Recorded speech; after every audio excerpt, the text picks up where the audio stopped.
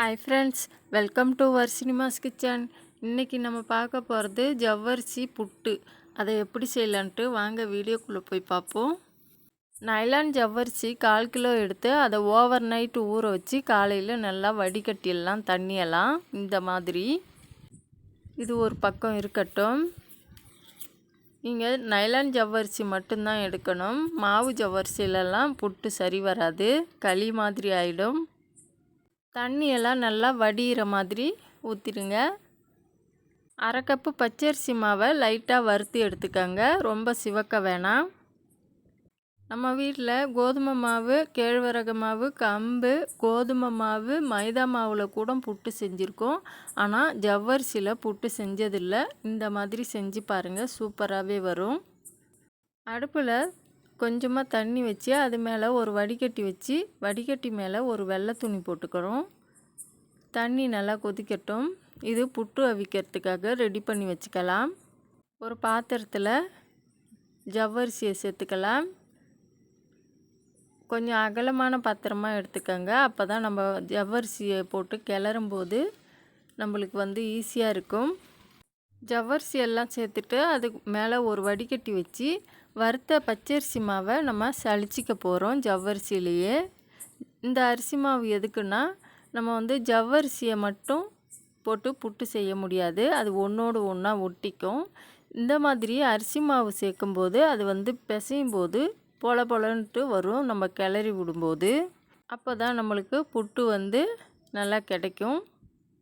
தண்ணிலாம் சேர்க்க வேணாம், ஜவ்வரிசியில் உள்ள தண்ணி மட்டுமே போதும். இதில் கொஞ்சமாக உப்பு சேர்த்துக்கலாம்.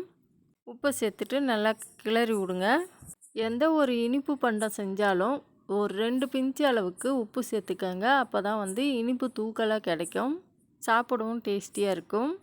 நம்ம உப்பு சேர்க்காம வெறும் சீனியோ வெல்லமோ சேர்த்திங்கன்னா சப்புன்னு இருக்கும். மாவை நல்லா கிளறிட்டு கை வச்சு எடுத்து அள்ளி பார்த்திங்கன்னா இந்த மாதிரி உதிரி உதிராக அப்படியே பூ மாதிரி தூவான மாதிரி இருக்கும். இதுதான் பக்குவம். இதில் தண்ணி எதுவுமே சேர்க்க வேணாம். இப்படி தான் நம்ம புட்டு அவிக்க போகிறோம். இப்போது அடுப்பில் வச்சுருக்கிற வெள்ளை துணியில் இந்த புட்டை அப்படியே மேலாப்பில் தூவி அப்படியே 4 பக்கமும் துணியை போட்டு மூடி போட்டு அது மேலே ஒரு பிளேட்டால் மூடிடுங்க. ஒரு 15 நிமிஷம் வேக வச்சு எடுத்துக்கோங்க. 15 நிமிஷத்துக்கு பிறகு நல்லா வெந்திருக்கும். இப்போ மேலே உள்ள மூடியை எடுத்துட்டு அந்த துணியெல்லாம் 4 பக்கமும் எடுத்து விட்டுடலாம். ஜவ்வரிசி நல்லா வெந்த பிறகு நம்ம கரண்டியால் வச்சு எடுக்கும்போது இப்போ கட்டி கட்டியாக தான் வரும். நம்ம நல்லா கிளறிட்டு ஆறும்போது உதிரி உதிராக நம்மளுக்கு கிடைக்கும், அள்ளி சாப்பிடுவோம், சூப்பராக இருக்கும். பாருங்கள், இப்படி தான் வெந்திருக்கு. இதை வெளியே எடுத்துக்கலாம். வேறு ஒரு பாத்திரத்தில் மாற்றி மாற்றினதும் கொஞ்சம் கொஞ்சமாக உடச்சி விடுங்க. இப்போது சூடாக இருக்கும்போதே நான் சீனி சேர்த்துக்கிறேன். உங்களுக்கு சீனி சேர்க்க விருப்பம் இல்லைன்னா நாட்டு சர்க்கரை, வெல்லம் எது ஒன்றாலும் சேர்த்துக்கலாம்.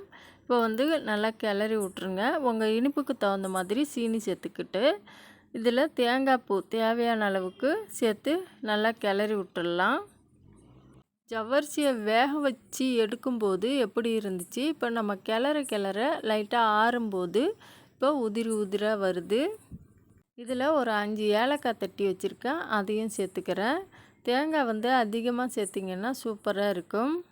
உங்களுக்கு தேங்காய் அதிகம் சேர்க்க விருப்பம் இல்லைன்னா விட்டுருங்க. நல்லா கிளறி விட்டுட்டு ஒரு 5 நிமிஷத்துக்கு மூடி வச்சுருங்க. இப்போ 5 நிமிஷத்துக்கு பிறகு கிளறி எடுத்துட்டு பார்த்திங்கன்னா தேங்காயோட ஃப்ளேவர், ஏலக்காய் ஃப்ளேவர் எல்லாம் சேர்ந்து புட்டு அவ்வளோ மணமாக ருசியாக இருக்கும். இந்த புட்டு யாருக்கு நீங்கள் கொடுத்தாலும் இது ஜவ்வரிசியில் செஞ்சதுன்ட்டு சொல்ல மாட்டாங்க. சூப்பராக இருக்கும், அவ்வளோ சாஃப்டாக இருக்கும் சாப்பிட. ஏதாச்சும் ஸ்வீட்டு ரெசிபி நீங்கள் செய்யணுன்ட்டு நினச்சிங்கன்னா இந்த மாதிரி ஈவினிங்லேயோ பிரேக்ஃபாஸ்ட்டுக்கோ இந்த ரெசிப்பியை செஞ்சு சாப்பிட்லாம், சூப்பராக வரும்.